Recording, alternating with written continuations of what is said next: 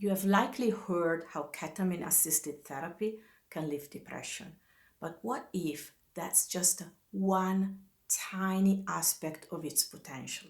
In my work as a psychedelic-assisted therapy facilitator, I've not yet found a substance that is as versatile and powerful as ketamine in accessing deeper trauma in the safest way. And in this video, I will share 4 powerful, lesser-known modalities that facilitate deep healing.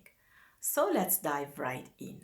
The first 3 modalities we will explore use low doses of ketamine that create a gentle shift in awareness that can open doors for deeper work while you still feel present and can share your experience and felt sense. These low dose experiences can be incredibly immersive and powerful.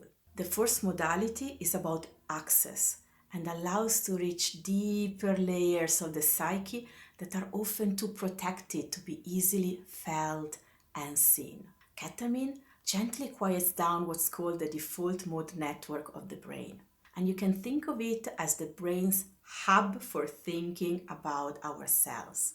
Now, with trauma, anxiety, and depression, it often turns into loops of overthinking, of worry, rumination, and self-criticism that get stuck on repeat. And so when ketamine helps quiet all of that, many people feel a sense of mental calm, of mental quiet, almost like a pause button on that constant internal chatter. And this quieting creates space. It gives those highly vigilant parts of us a chance to soften their grip just a little bit so that we can catch a breath, so that we can actually feel ourselves underneath all the fear, all the alertness, all the thinking, so that you can start to hear the quieter messages underneath. And this space makes it feel more possible to connect with,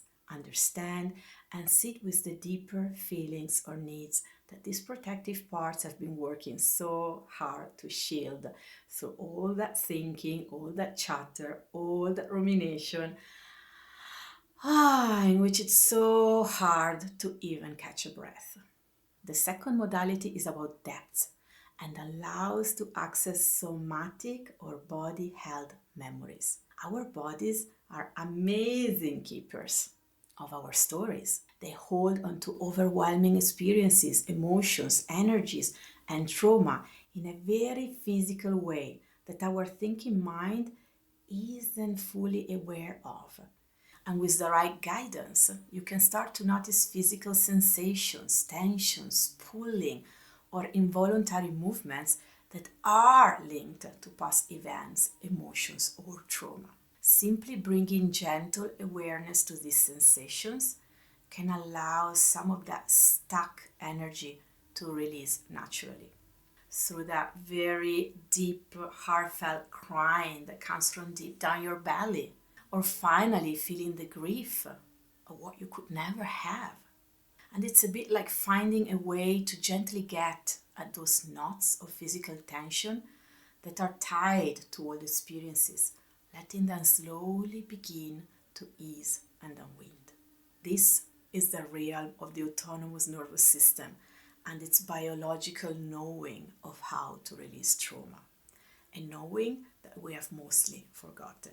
The third modality is about resilience, and it's used to actively build your inner resources.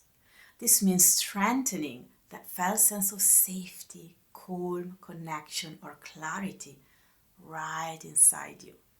Very often, ketamine brings to moments of deep peace or insight to bubble up. And the real gift here isn't just experiencing them, but learning to actively notice and anchor these positive states in your body. By doing this intentionally, you are building your internal sanctuary, a felt sense of safety and goodness that you can learn to consciously bring back to you later on, helping you feel more resilient in your day-to-day life in the knowing that there is such a place inside of you, in the knowing that it's okay, and the knowing that this is not all that there is safety in your body.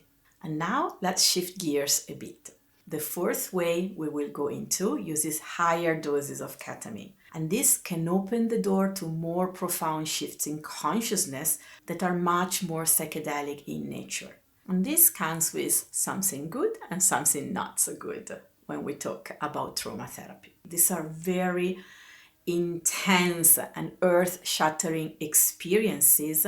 It's basically a way to see the way in which you distort and skew reality to fit into the core beliefs that you have created throughout your life. And these experiences can be incredibly profound and can also be incredibly destabilizing because they really go to the core of your beliefs and shatter them.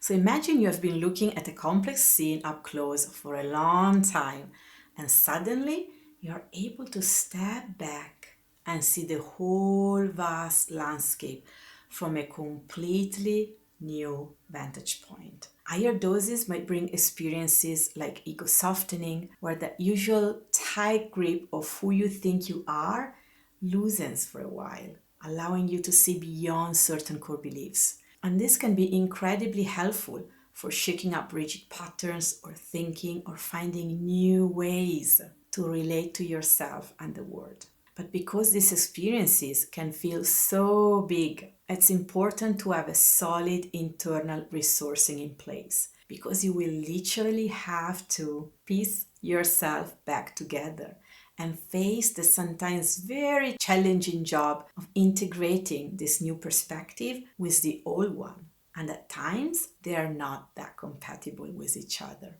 And that's where the work of integration truly starts. My hope is that understanding this wider spectrum, this range of possibilities, helps spark your own curiosity and allows you to ask more informed questions as you explore your own unique path to healing. Because everyone's journey and experience is unique. And if you have any questions, feel free to share them in the comments below.